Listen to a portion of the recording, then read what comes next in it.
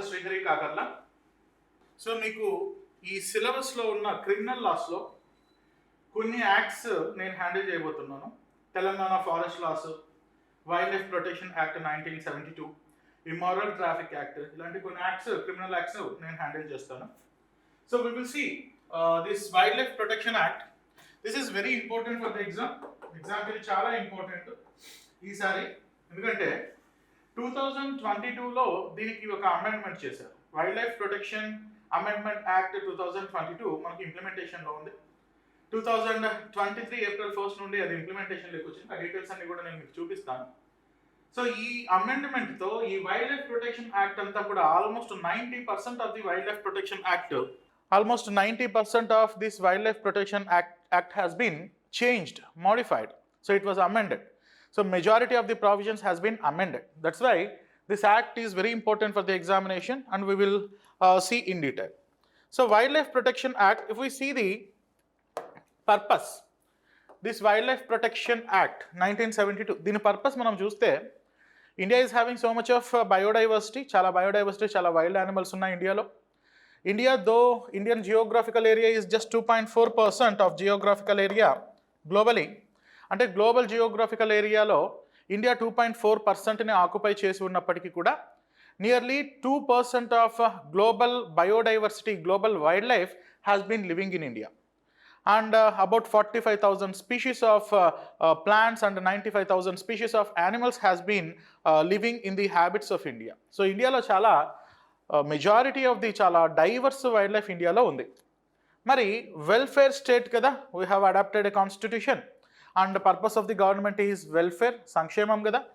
అందుకని వైల్డ్ లైఫ్ని ప్రొటెక్ట్ చేయడం కూడా, to protect the wildlife is also the objective of the government, objective of the welfare governments. That's why government bought this wildlife protection act in the year 1972.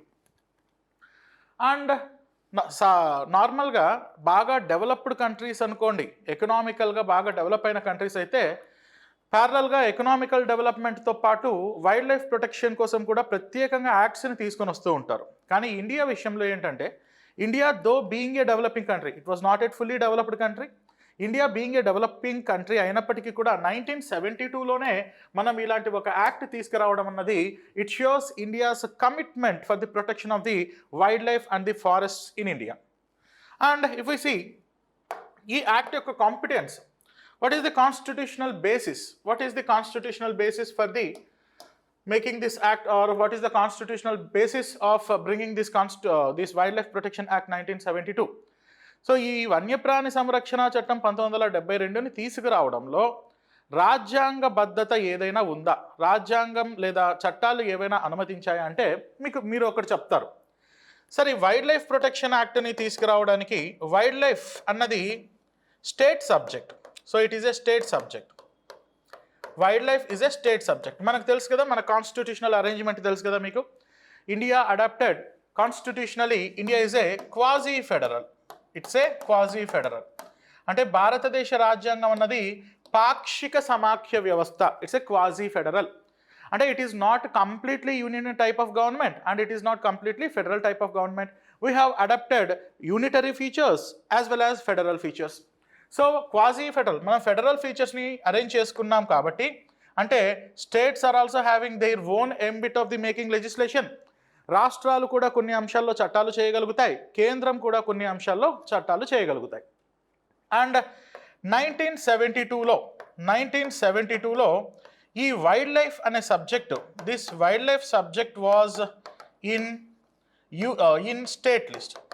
So 1972లో పరిస్థితి ఏంటి అంటే, 1972లో wildlife అన్నది state subject.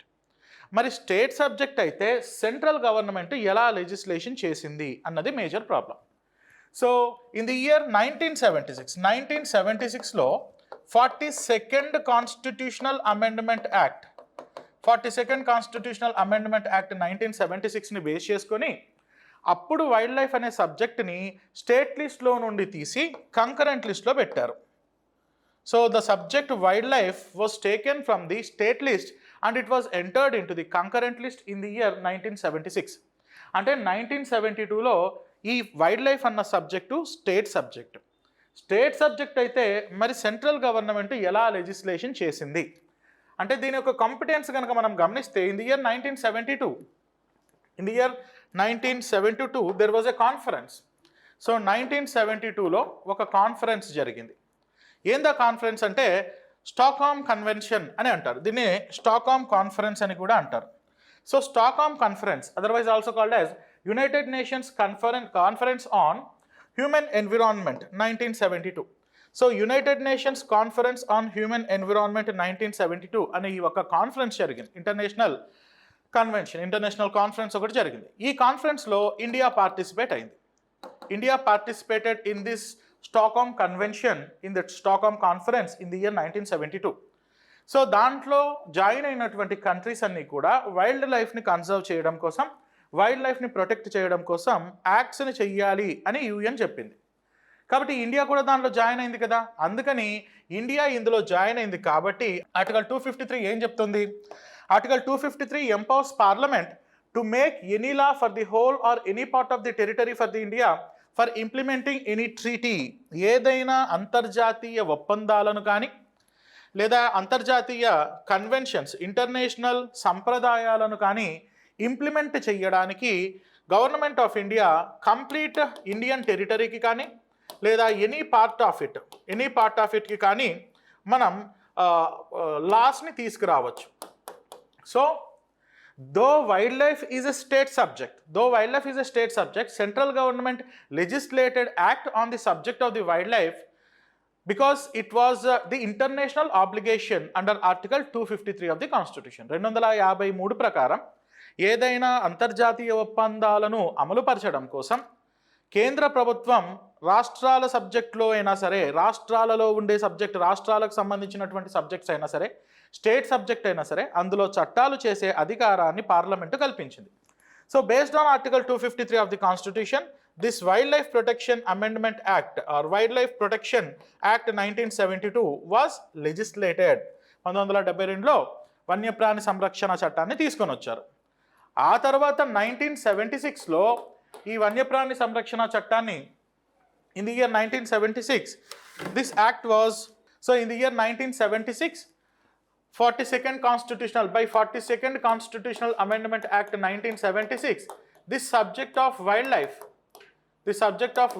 was entered into concurrent list. So తర్వాత 1976లో state సబ్జెక్టుగా ఉన్నటువంటి state లిస్ట్లో ఉన్నటువంటి ఈ సబ్జెక్టుని ఫైనల్గా స్టేట్ లిస్ట్లో ఉన్నటువంటి ఈ సబ్జెక్ట్ని ఫైనల్గా కాంకరెంట్ లిస్ట్లోకి తీసుకొని వచ్చారు. ఆ విధంగా, ఎందుకంటే మీకు సాధారణంగా ఈ కన్ఫ్యూజన్ ఉంటుంది, 1972లో స్టేట్ సబ్జెక్ట్లో ఉన్న వైల్డ్ లైఫ్ పైన సెంట్రల్ గవర్నమెంట్ ఎలా చట్టాలు చేస్తుంది అంటే ఓవర్ రైడింగ్ పవరా? కాదు, ఓవర్ రైడింగ్ పవర్ కాదు, అది జనరల్ ఎగ్జిక్యూషన్ పవరే, జనరల్ లెజిస్లేటివ్ కాంపిటెన్సే of the parliament. So it is a general legislative competence of the parliament based on article 253. Central government can enact on a subject even if it falls under the state list for the sake of implementation of international treaties and agreements. So remember, this is very important point I have been giving in judicial terminology. So it is the legislative competence. It is the legislative competence of the parliament. It is the legislative competence of the parliament under Article 253 of the Constitution. Under Article 253 of the Constitution, Parliament can enact on the subject even it falls in the state list. For the sake of implementation of international treaties. అంతర్జాతీయ ఒప్పందాలను అమలు చేయడం కోసం even రాష్ట్ర జాబితాలో ఉన్నటువంటి అంశాలపైన కూడా చట్టాలు చేసే అధికారము కేంద్ర ప్రభుత్వానికి, పార్లమెంటుకి కాన్స్టిట్యూషన్ ఇచ్చింది. సో ఆ పవర్ని వినియోగించుకొని based on article 253 of the Constitution, Parliament enacted this Wildlife Protection Act 1972. That is the legislative competence.